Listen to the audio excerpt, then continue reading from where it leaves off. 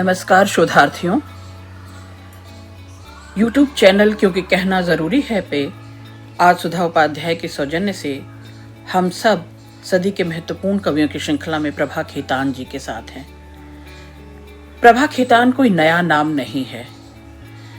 साहित्य जगत में इनके गद्य साहित्य पर सर्वाधिक चर्चा हुई, पर इनके पद्य साहित्य पर उतनी नहीं। प्रभा खेतान का लिखना कविता से ही शुरू हुआ था। शोधार्थियों में बता दूं कि उनके कविता संग्रह बेहतर भी थे। उनके कुछ कविता संग्रह विषय चुनाव और विमर्श की दृष्टि से बहुत महत्वपूर्ण हैं। प्रभा खेतान की कविता न केवल नारी अस्मिता के लिए नींव का पत्थर साबित होती है, बल्कि नारी के सशक्त रूप को, साहित्य में उसकी मौजूदगी को, उसे केंद्रीय धुरी पर लाने का, उसे फ्रंट में दिखाने का, स्थापित करने का काम भी प्रभा खेतान की कविताएं करती हैं। प्रभा खेतान की नारी अपने अस्तित्व के लिए लड़ना जानती है, पितृसत्ता को ललकारती है, तमाम जड़ताओं को तोड़ती है। इनकी कविता कृष्णधर्मा, मैं और अहिल्या दोनों कविता संग्रह स्त्री विमर्श की दृष्टि से हिंदी साहित्य की थाती हैं। और जिस स्थावर व्यवस्था ने सदियों से स्त्री को जकड़े रखा था, जो पारंपरिक ताकतें स्त्री को आगे बढ़ने नहीं देती, जकड़ती हैं, उसे उन्मुक्त होने नहीं देती, उड़ान भरने नहीं देती, उस पूरी व्यवस्था की प्राणहंता बेड़ियां जो हैं, उन सबको तोड़ने की कोशिश कृष्णधर्मा मैं की स्त्री करती है, प्रभा खेतान की स्त्रियां करती हैं। इस कविता में स्त्री पुरुष के व्यक्ति रूप को स्वीकार करती है और स्वयं के व्यक्ति रूप को भी स्थापित करना जानती है। वह अपनी सृजन शक्ति को पहचानती है। अपनी पहचान मैं स्वयं हूं, अपना आतर, अपने एकल को पहचानती हूं मैं। शोधार्थियों, सृष्टि का निर्माण तो स्त्री पुरुष मिलकर करते हैं, फिर स्त्री को इतिहास की अंधेरी खोहों में क्यों धकेल दिया जाता है? उसे नेपथ्य से ही क्यों, उसकी उपस्थिति नेपथ्य में ही क्यों हमेशा स्वीकारी जाती है? या पितृसत्ता का जो मकड़ जाल है, इसने स्त्री के अवदान को क्यों नकारा, कब तक नकारता रहेगा? ये जो सारी सत्ता व्यवस्था है, ये स्त्रियों की प्रतिभा, प्रखर बुद्धि से भयभीत रहता है। हमें तर्क में, ज्ञान में, विज्ञान के विषय में क्यों अलगाया जाता है और कहा जाता है कि आपका काम भावना से है, संवेदना से है? क्या तर्क और ज्ञान के कपाट हमारे लिए बंद हैं? क्या हम जैसी स्त्रियां, प्रभा खेतान की कविताओं में जो स्त्रियां हैं, क्या वो ये जानती हैं कि पुरुष अकेला ही इतिहास के पन्नों में दर्ज रहेगा? वह यहां तक कैसे पहुंचा है और अपनी उस सतत यात्रा को, जो यंत्रणा में रही, उपेक्षा में रही, उस सब को जानती हैं ये स्त्रियां। और इतिहास की इस रक्तरंजित अध्याय में स्त्री बार बार बलि देती रही है। पितृसत्ता हो, पुरुष सत्ता जिसे मैं कहती हूं, इनके कंदराओं से, गुफाओं से बाहर आती हुई स्त्री बार बार सवाल करती है, इतिहास तो हमारे साझे का जगत है कृष्ण, मैं तुमसे अलग कहां? प्रभा खेतान फाउंडेशन की संस्थापक अध्यक्षा रहीं, नारी विषयक कार्यों में सक्रिय रूप से भागीदार रहीं, फिग्रेट नामक महिला स्वास्थ्य केंद्र की संस्थापक रहीं, 1966 से 76 तक चमड़े तथा सिले सिलाए बच्चों के वस्त्रों की निर्यातक रहीं, अपनी कंपनी न्यू होराइजन लिमिटेड की प्रबंध निदेशिका भी रहीं, हिंदी भाषा की लब्ध प्रतिष्ठित उपन्यासकार, कवयित्री तथा नारीवादी चिंतक और समाज सेविका प्रभा खेतान आज सदी के महत्वपूर्ण कवियों की श्रृंखला में हैं।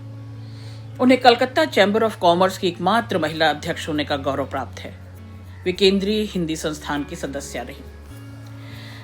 शोधार्थियों, फ्रांसीसी रचनाकार सिमोन द बोवा की पुस्तक द सेकंड सेक्स का अनुवाद भी स्त्री उपेक्षिता के रूप में उन्होंने किया, जो काफी चर्चा में रही। इसके अतिरिक्त उनकी कई पुस्तकें, जैसे बाजार बीच बाजार के खिलाफ और उपनिवेश में स्त्री जैसी रचनाओं ने उनकी नारीवादी छवि को भी स्थापित किया। अपने जीवन के अनछुए पहलुओं को उजागर करने वाली आत्मकथा अन्या से अनन्या लिखकर सौम्य और शालीन प्रभा खेतान ने साहित्य जगत को चौंका दिया। डॉक्टर प्रभा खेतान के साहित्य में स्त्री यंत्रणा को आसानी से देखा परखा जा सकता है।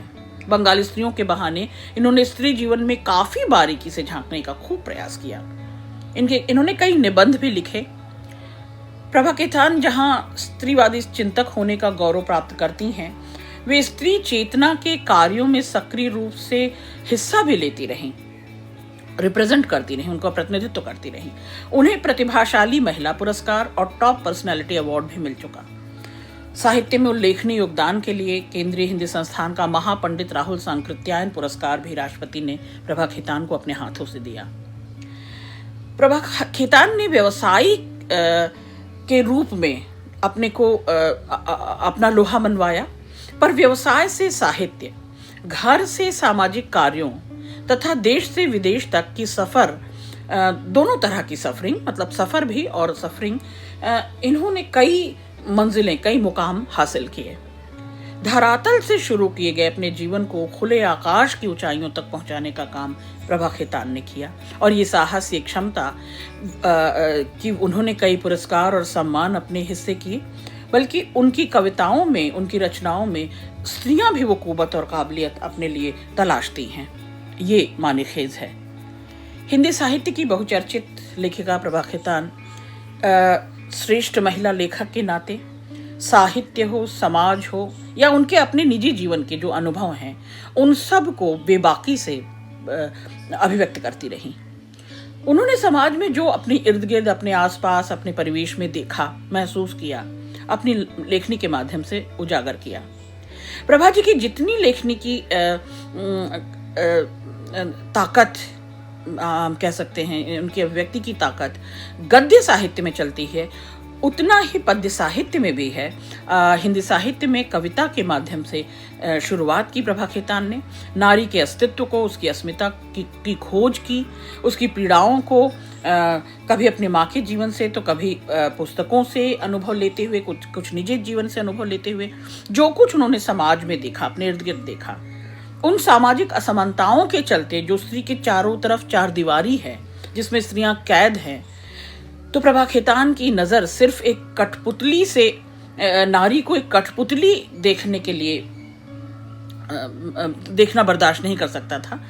प्रभा जी नारीवादी सोच इसलिए मजबूत करती जाती हैं क्योंकि इसी सोच के कारण वो उनके अस्तित्व को, उनकी अस्मिता को सचेष्ट आगे लेकर चलती हैं, क्योंकि स्त्रियों की अवहेलना परिवार, कुटुंब, समाज और देश की अवहेलना है।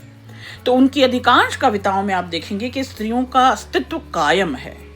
वो अपने भविष्य को लेकर, अपने मुकाम को लेकर, अपनी मंजिल को लेकर, अपनी ऊंचाइयों को लेकर सचेत हैं, सतर्क हैं। तो प्रभा जी की इन कुछ चुनिंदा कविताओं के द्वारा मैं उनके इर्द गिर्द जो समाज है, जो दमित शोषित नारी है, जो विषम परिस्थितियों से लड़ना, जूझना जानती है और दूसरों को भी उसके लिए ताकत देती है, बार बार वो इस पुरुष सत्तात्मक समाज को, पितृसत्तात्मक समाज को एक चेतावनी देती हैं, एक चुनौती देती हैं, और इस अथाह समुद्र और इस आवेग को अपनी सृष्टि से, अपनी रचनाओं से, अपने सृजन धर्मिता से आगे बढ़ाती हैं। वो पुरुष से अपने अस्तित्व की अलग पहचान बनाने के लिए अडिग खड़ी रहती हैं, पूरी जोखिम और साहस के साथ। शोधार्थियों, अपनी पसंद की पहली कविता अपरिचित उजाले से लेती हूँ। इसी नाम से संकलन भी था, और अपरिचित उजाले में की 2 कविताओं को मैंने चुना है।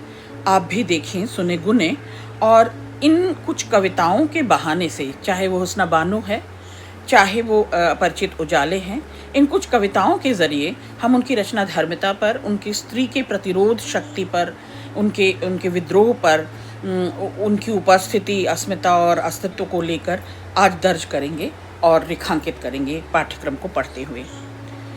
तुम जानते हो, मैंने तुम्हें प्यार किया है साहस और निडरता से।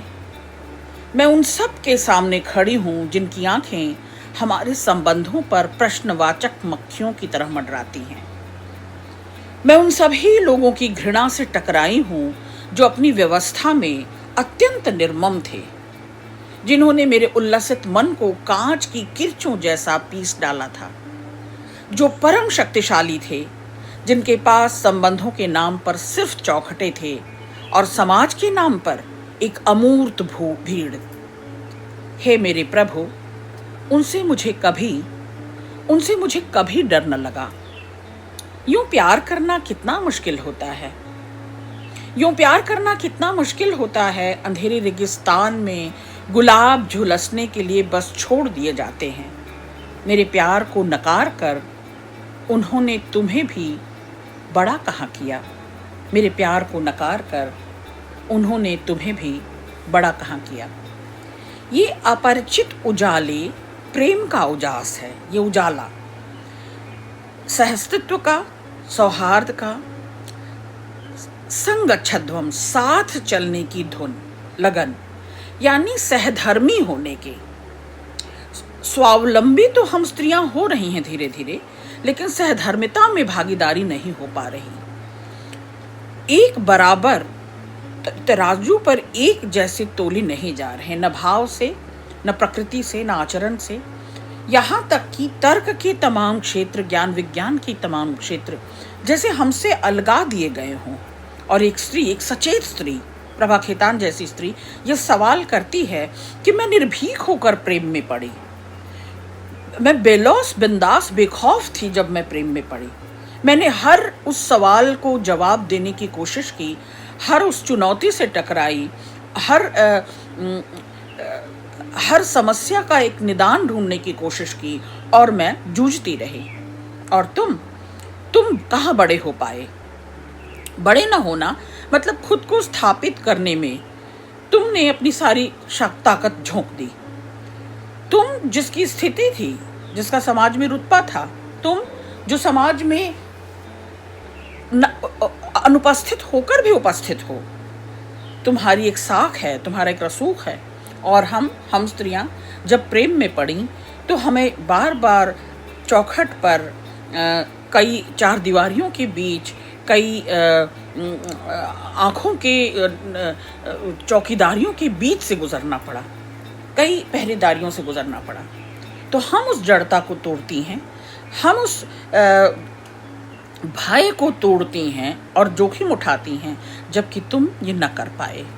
दूसरी कविता भी अपरिचित उजाले से ही है। मेरे और तुम्हारे बीच अब वह नहीं रहा, मेरे और तुम्हारे बीच अब वह नहीं रहा जिसे हम आज तक प्यार समझे जिए। प्यार तुम्हारी एक आदत, महज जीने की सुविधा, ठीक जैसे मेज, कुर्सी या अपनी कलम, या फिर अलमारी में टंगी हुई कोई पुरानी टाई जिसे तुम गौर से देखते हो देर तक। मैं वही हूं। संपूर्णता तुम्हारी कोई समस्या नहीं।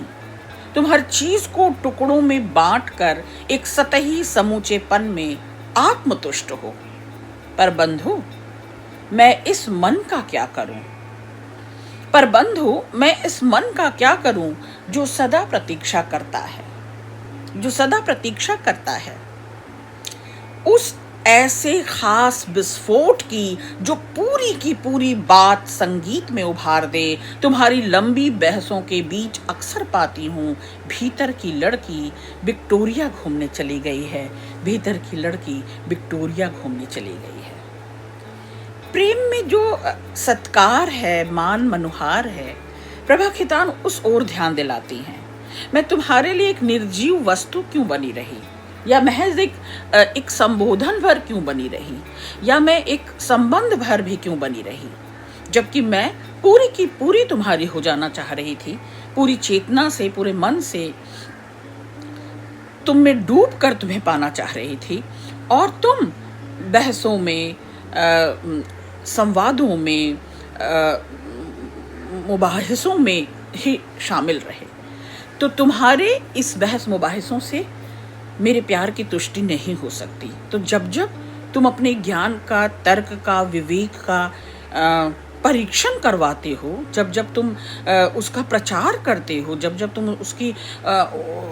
उसे दिखाने की कोशिश करते हो, उसका प्रदर्शन करते हो, तब तब मेरे भीतर की बेलौस, बेखौफ, बिंदास वो लड़की जो तुम्हारे प्रेम में डूबी हुई थी निकल जाती है अपने घुमंतु घुमक्कड़ रवैये से, अपने बेलौसपन से, और घूम घाम आती है उन्मुक्त होकर, निर्भीक होकर।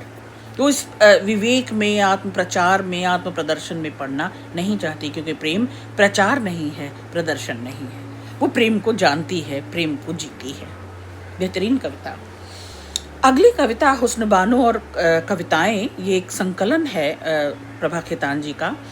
बहुत चर्चित रहा, न केवल कविता समाज में बल्कि आलोचक जगत में भी, आलोचकों के बीच। यहाँ एक अलग ही परिवेश, एक अलग संस्कृति, एक अलग जातीयता, एक समूह और समुदाय की बात होगी निश्चित तौर पर। हुस्न बानो ये कविता लंबी कविता है शोधार्थियों, इसलिए इस एक कविता को ही मैंने लिया और इसके अलावा 2 कविताएं अपरिचित उजाले से। इन्हीं के बहाने हम थोड़ा सा प्रभा खेतान जी की रचना धर्मिता पर बात करते हैं। कविता है हुस्न बानो। ताल तल्ला बाजार लेन, एक गली, गली से जुड़ती हुई सड़क, फिर उससे आगे एक और सड़क। कहानी है, आप देखिएगा, जो कहलाती चौरंगी। चौरंगी यानी शहर की रीढ़। विक्टोरिया का मैदान, घूमते हुए लोग, गाड़ियों की कतारें, पंख उछालती तितलियां, फूलों पर, पत्तों पर संभल संभल कर चल रही किरणें, उड़ते हुए भौरे, डालियों से छन छन कर उतरती हुई धूप। ताल तल्ला बाजार लेन, जाड़े की सुबह। सुनो क्या कहना चाहती है जाड़े की सुबह, सुनो क्या कहना चाहती है। राम नाम की माला जपती पड़ोसन बुढ़िया, उसे कोई उम्मीद नहीं अब बेटे के वापस आने का। धीरे से उतारती चश्मा, कांपती हथेलियां हो जाती उसकी तकदीर सहसा, मलमल का धोने लगती है।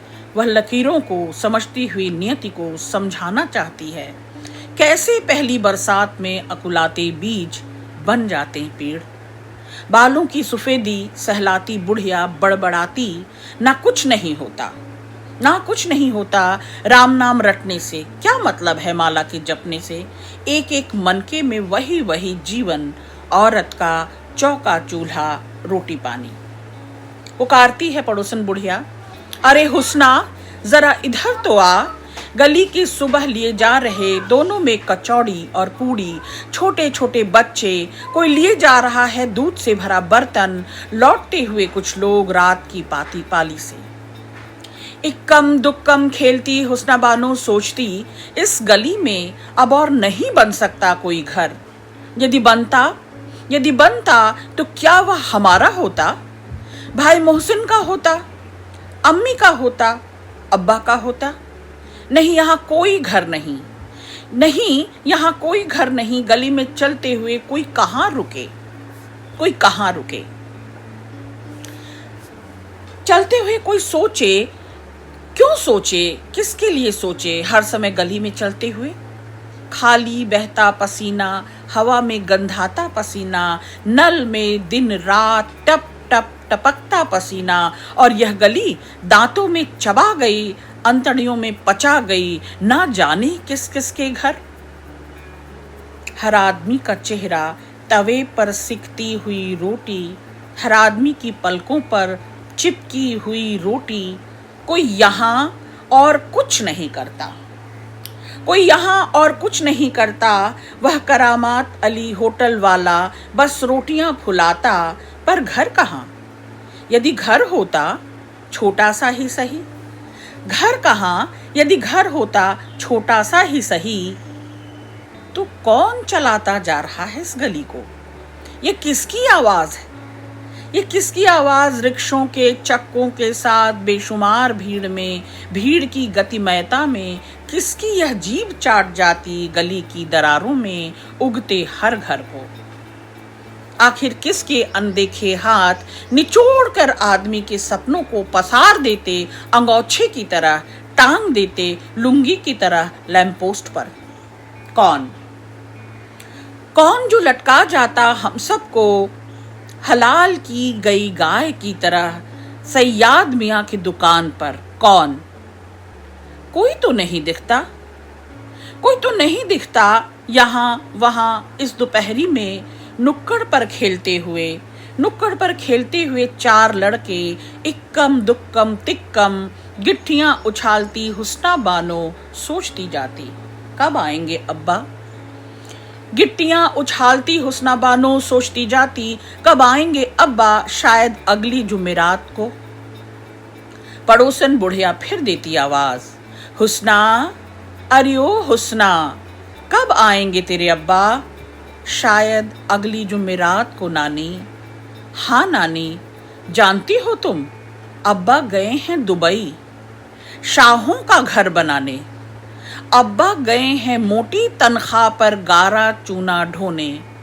अब्बा गए हैं हवाई जहाज से कलकत्ता, बम्बई, कराची, दुबई, घूमती एयर इंडिया। आने दो अब्बा को, आने दो अब्बा को, कहूंगी उनसे, अब्बा अब की तुम वीडियो मत लाना, अब की तुम वीडियो मत लाना, अम्मा की साड़ियाँ मत लाना, मेरे पास ढेरों हैं, मेरे पास ढेरों हैं दुपट्टे, लिपस्टिक और सेंट की शीशियाँ, मोहसिन की खिलौने।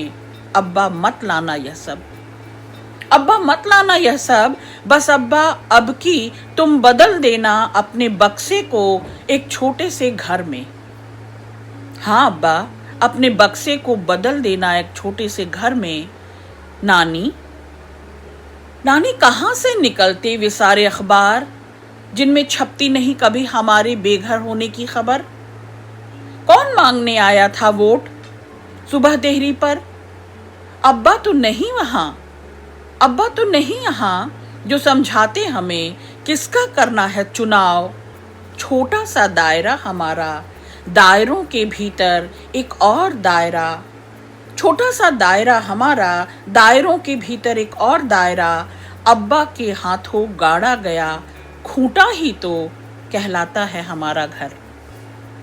नानी तुम समझाना अब्बा को, नानी तुम समझाना अब्बा को, बिना किसी को बताए मैं बड़ी हो गई हूँ, घर के छज्जे से भी ऊंची हो गई हूँ।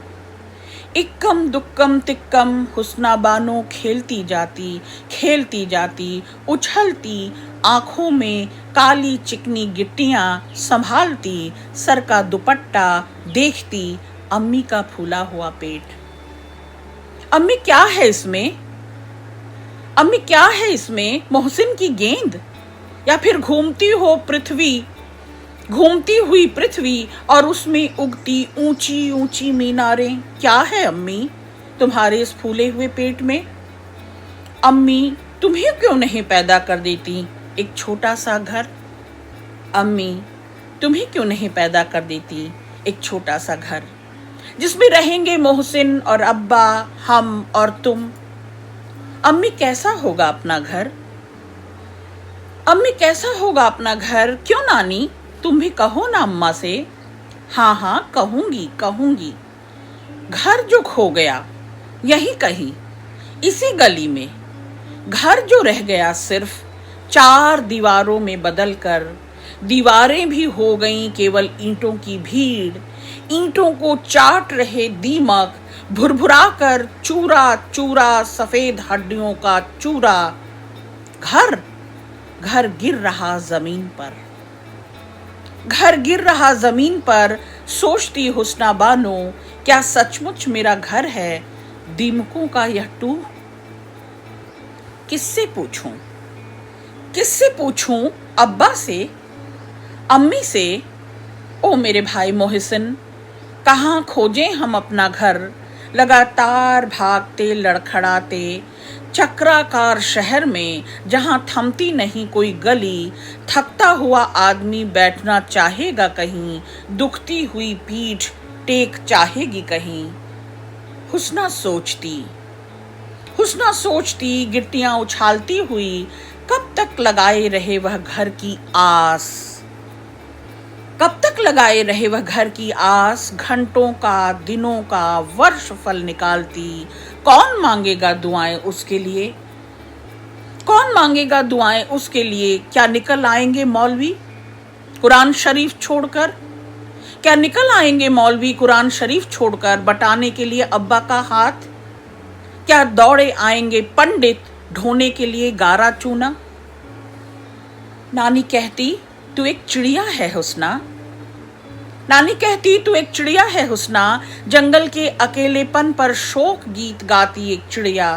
अम्मी के ढेरों रिश्तेदार अब्बा को बार बार पूछते, दोस्त स्कूल का समय, बस की क्यू, राशन की लाइन, बिजली का बिल, कैसे संभालेगा घर, कहां पर उगेगा घर।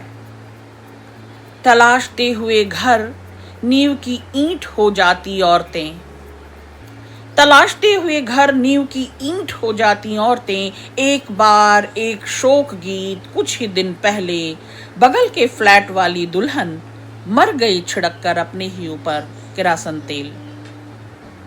लोग कहते सास ने जला दिया, लोग कहते सास ने जला दिया, लोग कहते निकम्मा था उसका मर्द।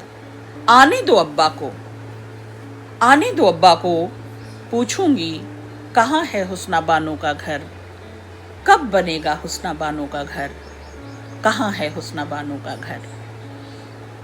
शोधार्थियों देखें, एक पूरा मोहल्ला है, एक कस्बा है, उस कस्बे में एक समूह, समुदाय, कुटुंब, एक परिवार, हुस्ना बानो का परिवार। हुस्ना बानो, उसका भाई मोहसिन, अब्बा जो गए हैं काम से, अब्बा मजदूर हैं, अब्बा घर बनाते हैं, अब्बा बेघरों को दर बदर से हटाकर घर देते हैं, बसाते हैं। अब्बा उस चकाचौंध में, उस विकास की दौड़ में शामिल हैं। और अब्बा की छोटी सी आस, हुस्ना बानो की एक छोटी सी प्यास, इतना सा भाव कि कब बनेगा घर, कब होगा हुस्ना का, हुस्ना की अम्मी का, हुस्ना की नानी का, अब्बा का अपना घर।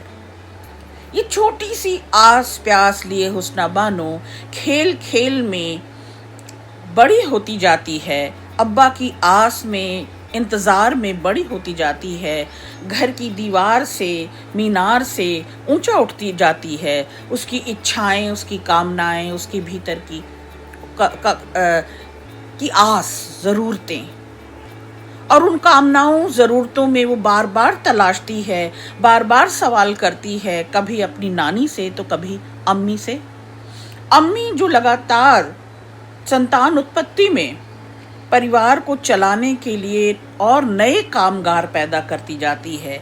इस पूरी भीड़ में हुस्ना बानो को कहीं अपनी आस प्यास मिटती बुझती नजर नहीं आती, और वो सवाल उसका बना रहता है, वो अभाव उसका बना रहता है, वो कमी उसकी बनी रहती है। और बार बार एक ब्रह्मास्त्र हुस्ना बानो छोड़ती है कि पूछ लूंगी अब्बा से ही, कब लौटेंगे अब्बा, कब आएंगे घर, कब बनाएंगे हुस्ना के मन का घर और हुस्ना को बसाएंगे उस घर में। बेहतरीन कविता, बहुत शुक्रिया।